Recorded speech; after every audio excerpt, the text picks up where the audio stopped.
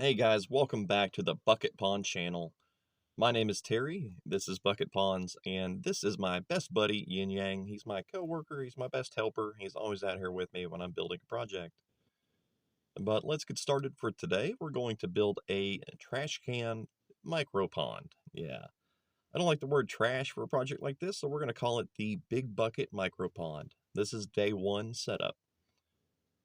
This is a 30-gallon, 33-gallon household trash can that I picked up from a local dollar store. It's brand new, and it's perfect for a project like this. It has some holes up near the handles, which will allow the water to overflow, and it should have some UV stabilizers in the plastic as well to help it from cracking in the sunlight. So the first step is, of course, to dig a little hole out. I'm not going to bury this all the way down. I'm actually going to keep it up above the ground level a little bit to allow it to drain into the pool pond there on the left. But yeah, burying a project like this offers insulation and protection from the elements. While digging, I came across quite a few of these, which are rattlesnake roots, and this stuff is edible. It's really cool, and it's always growing out here. But here's our hole, and I wanted to show you something interesting. In my area, if you dig a few feet down, you'll find this really cool, sandy clay type soil, and I'm thinking that we might try to use this in a future project.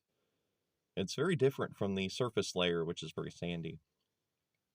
But yeah, we're going to submerge the pond here, or, bury it slightly.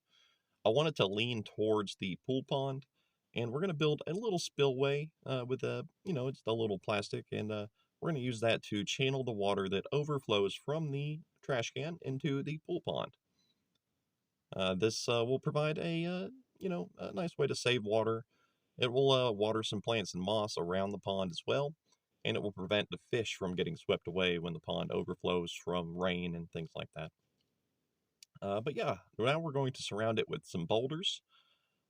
These are basically landscaping stones. Whoever landscaped this area in the 70s and 80s, they really loved these stones, and so we have quite a few of them laying around.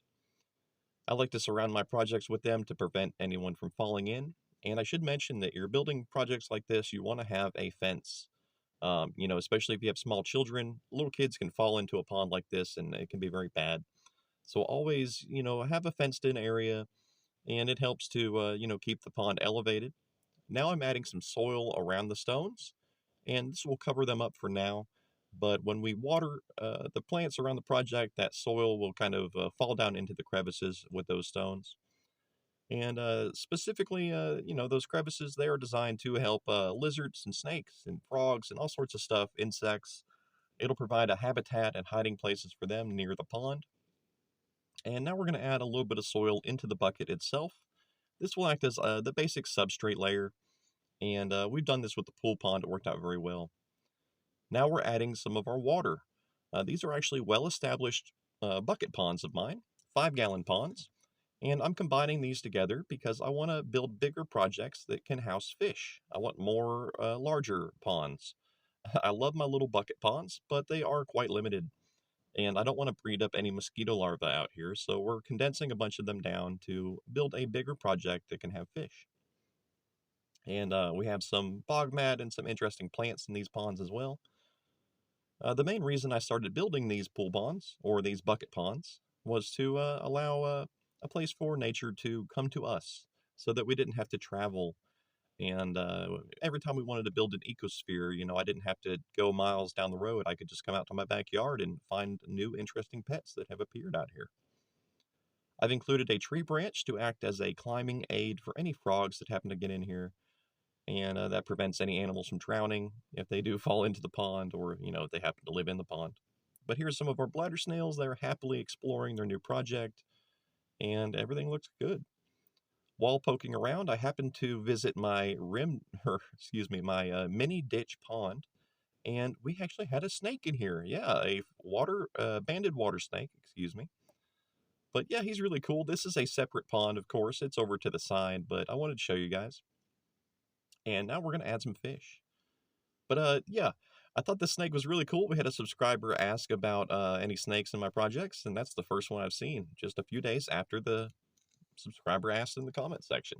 So there you go. Yeah, we have some snakes. But we're catching some fish from our refrigerator pond there in the background. And it's very simple. We just get a jar and just dunk it in there and catch a couple of these guys. These are mosquito fish. They are native to my area. They are very hardy fish. They can handle the weather here. They're very easy to get breeding and they're pretty great. I'm also adding some bog mat, some floating bog mat, which is mainly pondweed, but that came from the refrigerator pond as well. And that will bring some more microfauna, some more beneficial bacteria, and get things going pretty nicely. Off camera, I added some new plants around the trash can pond, mainly some Virginia spiderwort, some yucca plants, some water taro, some amaryllis bulbs, and some other things. These Virginia spiderwort plants, they won't flower until winter of next year, but they are pretty decent, pretty hardy plants, and they should look pretty nice out here.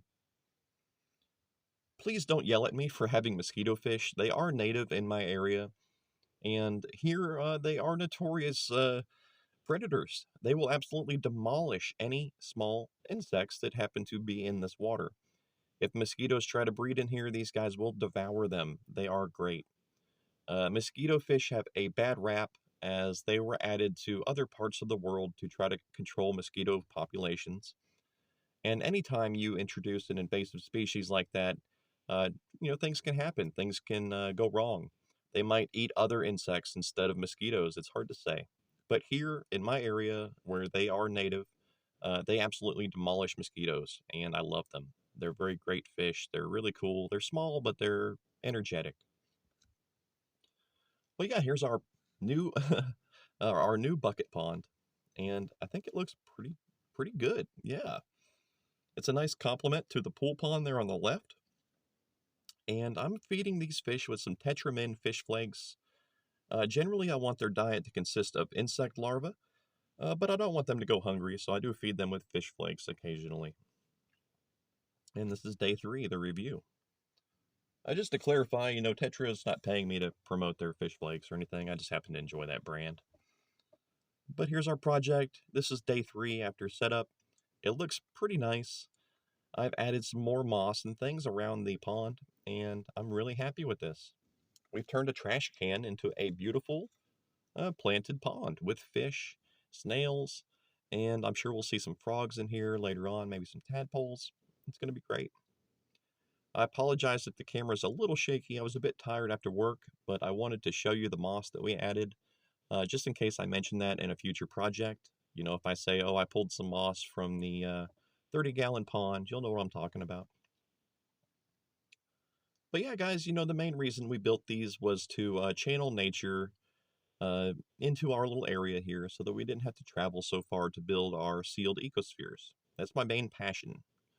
And, building projects like this, the yucca plants there, they will attract the gnolls. The gnolls absolutely love them, the little green lizards that we all see around the United States. And frogs and other creatures will visit our ponds. It's pretty cool. I really like having nature come to us like this. But also, over the last few years, we've noticed that new creatures constantly appear in our projects, probably brought here by birds and other things. But we've seen leeches and all sorts of microfauna and things that I haven't even identified yet that have shown up in our ecospheres. And that's why we build these bucket ponds. So my name is Terry. This is the Bucket Pond channel. I hope that you enjoyed the video, guys. We turned a common trash can into a beautiful planted micro pond. You can do this at home as well, and I encourage you to do so. But remember to be safe, and yeah, have a great day, guys. Like, subscribe, and check out my channel for more.